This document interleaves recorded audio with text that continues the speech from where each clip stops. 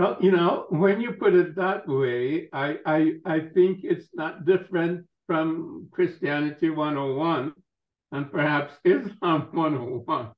Because, Amen. because if you look at what happened to Christianity, particularly, I guess, after the Council of Nicaea and the Romans took it over, it was a way of control and a hierarchical system that if you follow the system, well, you would have entrance to heaven.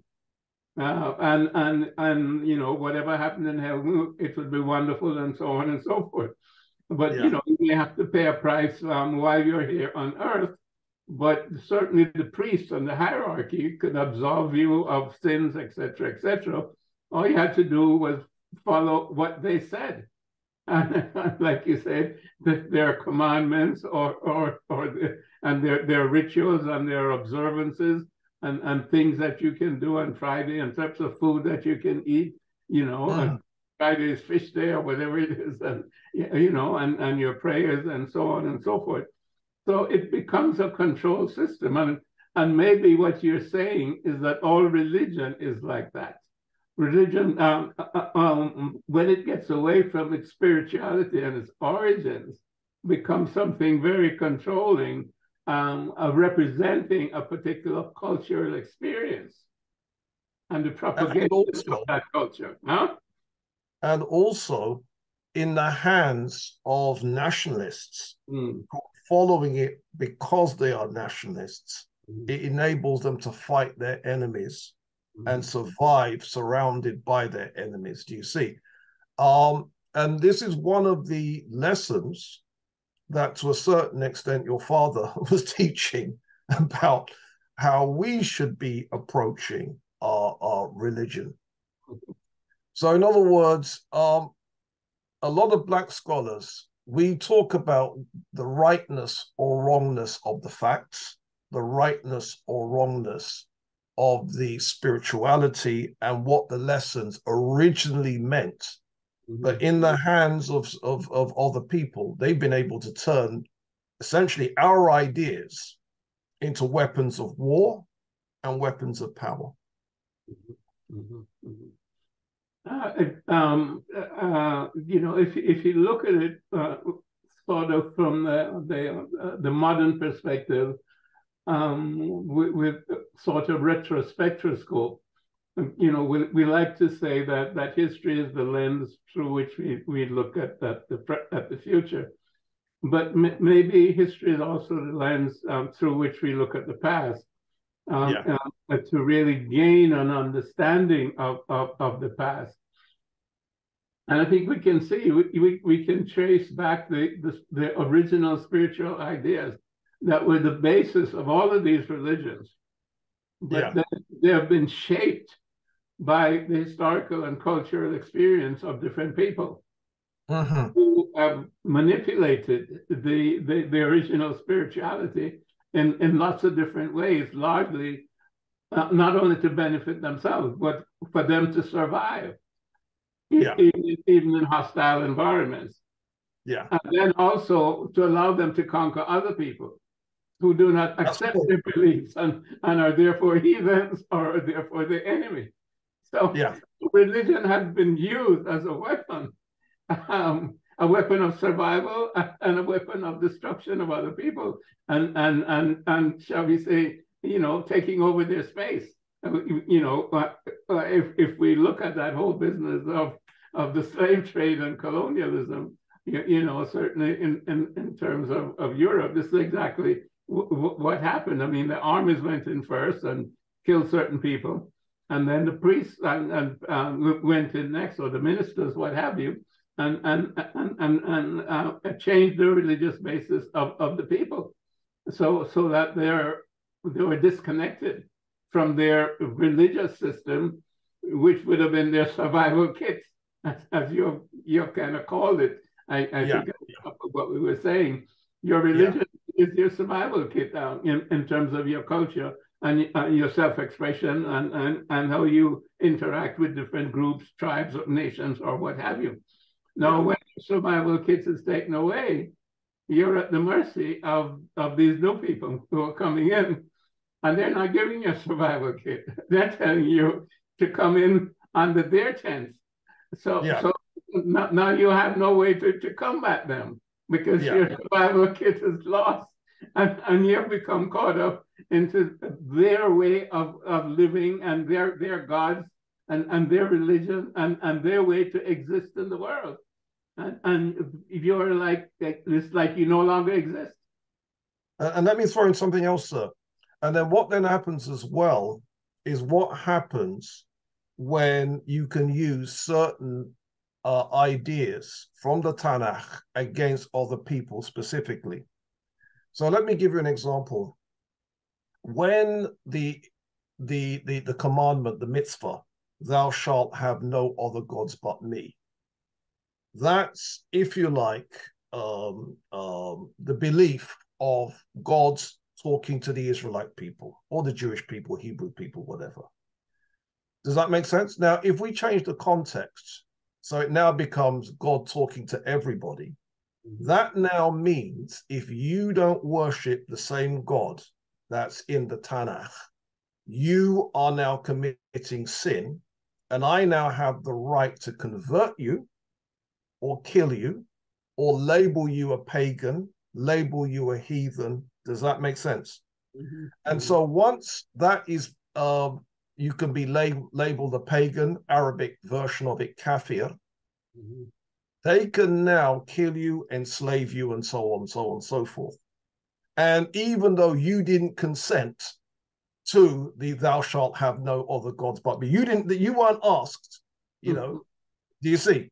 And so something that was, if you like, between God and the Jewish people now becomes between God and everybody, and that everybody says that there's only one right way to do it, a million wrong ways to do it. And if you're part of that million wrong ways to do it, then you can be converted, killed, or enslaved. And that's the reason why the commandments, certainly the Christian version of it, the 10 Commandments, the Jewish version 613, that's the reason why they've always held on to that, because they can use it as a weapon. And that's why being able to call people a pagan, a heathen, or a kafir is such a powerful thing, because now your liberty's on the line once they've called you that. Greetings. My name is Robin Walker. I'm also known as the Black History Man. I am perhaps best known for my 2006 book, When We Ruled. Based on this book, I'm launching a new online history course aimed at you, the adults. You could be a parent, you could be a teacher, a mechanic, cleaner, professionals, care workers, security guards, taxi drivers, kitchen workers, entrepreneurs, tech heads, lawyers, all of you.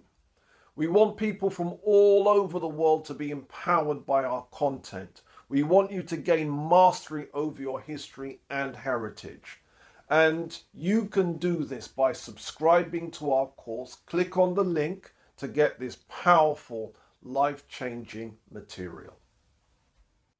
In some sense, in terms of, you know, how we're discussing it now, and your perspective is very interesting, in that religion really becomes a weapon, as we mentioned, something of a survival kit initially, but certainly as a way to maneuver in the world and to shape the world in terms of your own perspective.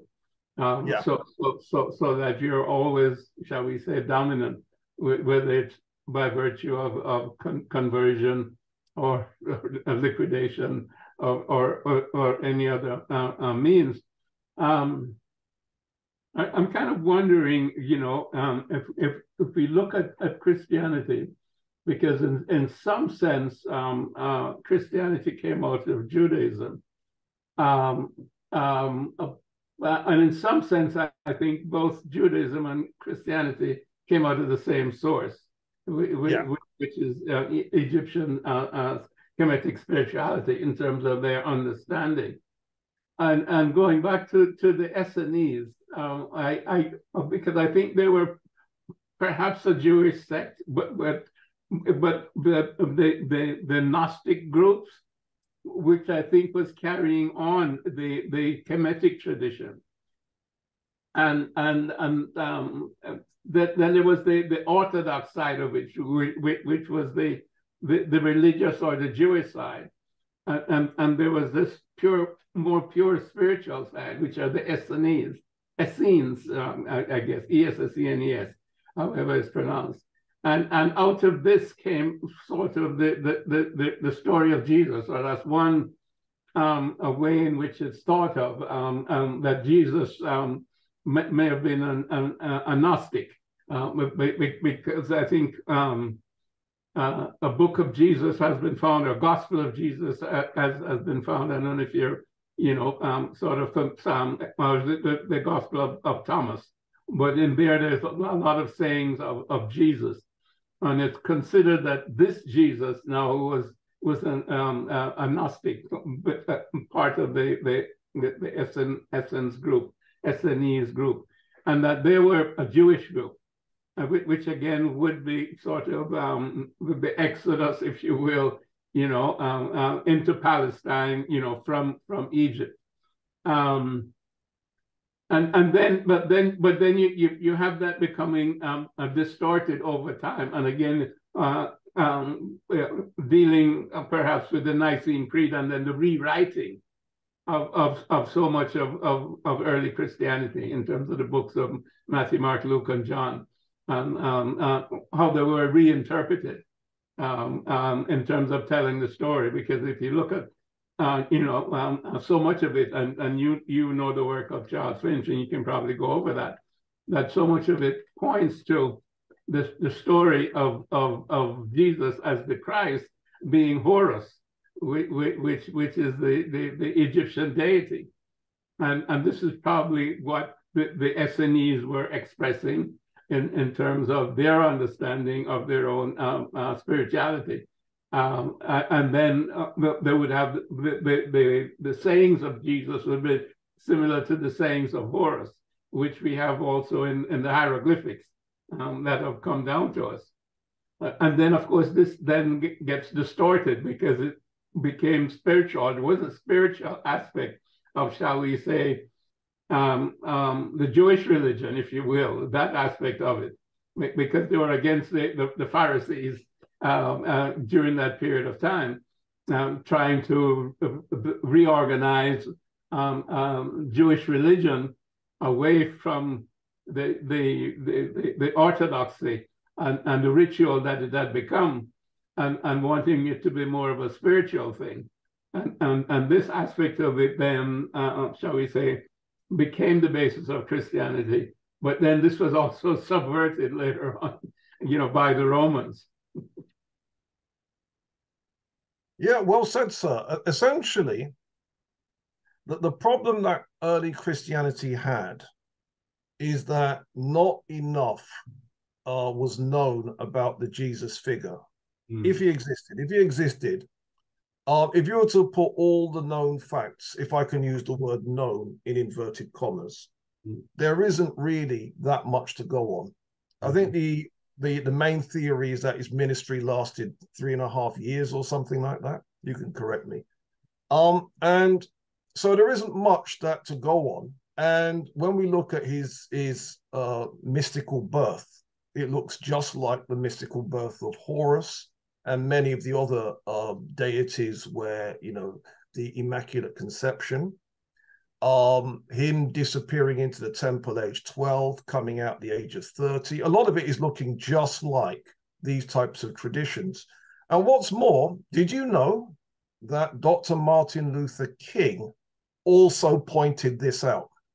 No, I didn't. I didn't know that. Yeah. He was aware of this in terms of the source of Christianity. Yeah, Dr. King was obviously a Bible scholar. Yes. And during his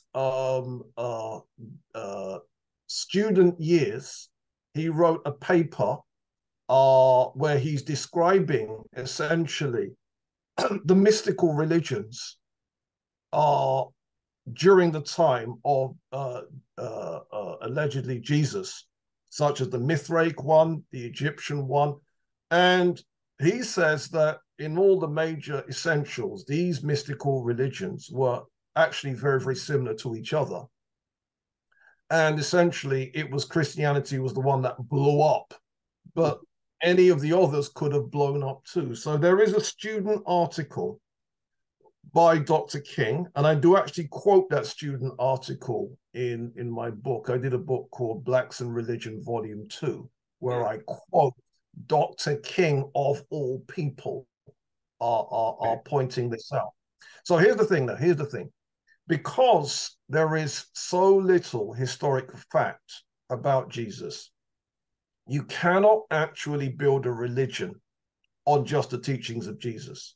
Why? Because did he get married?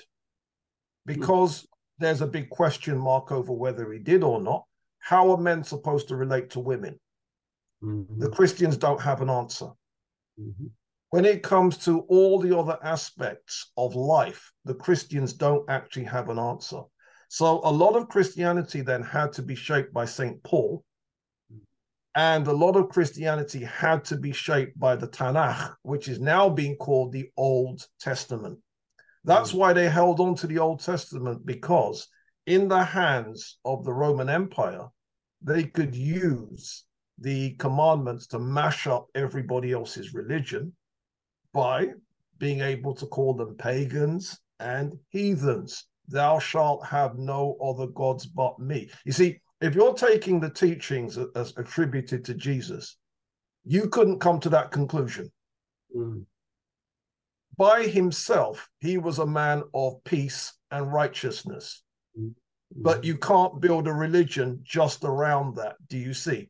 That's why they had to keep the Old Testament, so that they could keep the muscularity and use that muscularity against their enemies. And consequently, they now have religious justification to fight their enemies. And that's why you would hold on to the Old Testament. And then a lot of the other aspects of family building and so on had to come from St. Paul.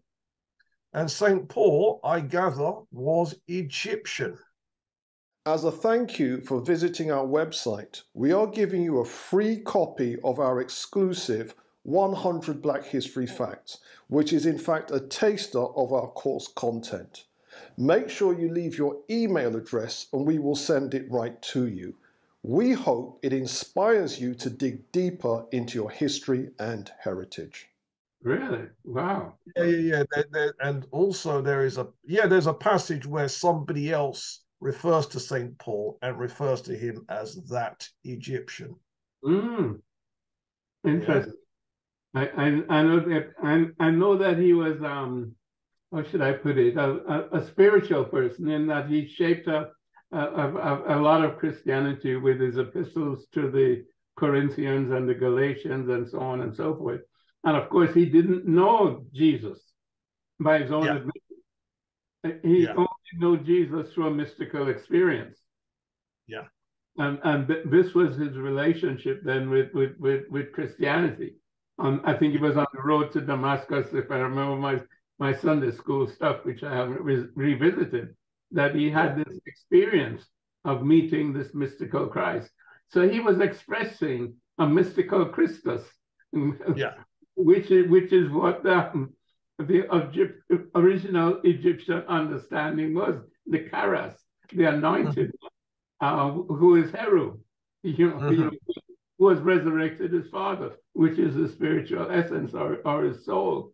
So I've always looked at Paul from that perspective, that he was a Christian in that sense, more so than these other folks who was taking Jesus as a historical person. He saw Jesus as a mystical person, entity. Therefore, he was always trying to express this mystical persona through himself, which was the original understanding or teaching that, the Christ was, each of us had to be this Christ, which was the perfection of ourselves.